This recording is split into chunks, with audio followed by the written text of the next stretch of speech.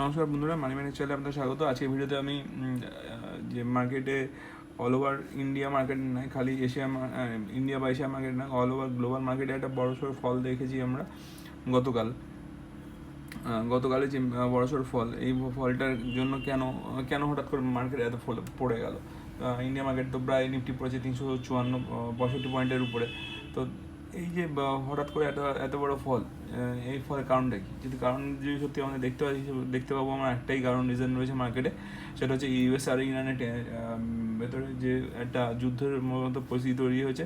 সেই পরিস্থিতির জন্যই গোটা মার্কেট একটা টেনশনে চলে এসেছে, এবং টেনশন থেকেই মার্কেটে ফল এসছে। এবং ফলটার কারণেও যদি বলি, দেখুন, ইন্ডিয়ান মার্কেটে গতকালের ডেটাতে আমরা দেখেছিলাম যে এফআইআই বাইংয়ের একটা ফিগার দেখেছিলাম, ডিআইএর একটা বাইংয়ের ফিগার দেখেছিলাম। এফআইআর বাইংয়ের ফিগার যদিও ছোটো, কিন্তু সেলিংয়ের ফিগারটা বড়। কিন্তু হঠাৎ করে মানে যদি এতটা পড়ে যায় 1.5% মতো, তাহলে বুঝতে হবে সেখানে আমাদের রিটেলরা বড়সড় একটা সেলিং করেছে।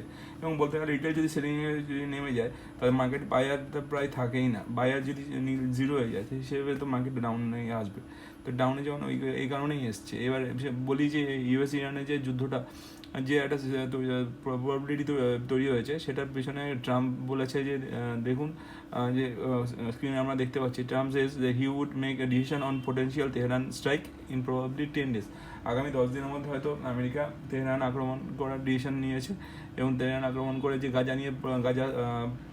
গাজাপট্টি নিয়ে যে প্রবলেমটা চলছে, গাজাপট্টিতে যে ইউএসএ আর ইরানের মধ্যে একটা কন্টেনশন রয়েছে, সেই কন্টেনশনে এন্ড করতে চায়। এবং আমেরিকা সেই ধরনের দেশ যারা বেশি দিন যুদ্ধবন্ধে টানে না, শুরু করলো এবং 5-6 দিনের মধ্যে হয়তো শেষ করে দেবে। এরকম না যে ওই ইউক্রেন আর রাশিয়ার যুদ্ধ চলছে, এরকমই হবে না।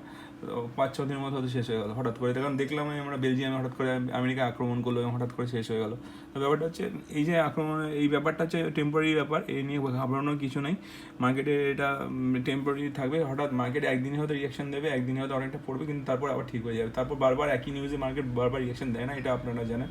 তো এরপর মার্কেট ঠিক হয়ে যাবে। যা ইনভেস্টাররা চান ইনভেস্টার থাকুন, আর যা ইনভেস্ট করতে চাইছেন, এরকম একটা ক্র্যাশ সিচুয়েশন তৈরি হচ্ছে, আপনারা ইনভেস্ট করার চেষ্টা করুন। ইনভেস্ট করলে আপনারা পরবর্তীকালে বড় সড়ো প্রফিট করতে পারবেন।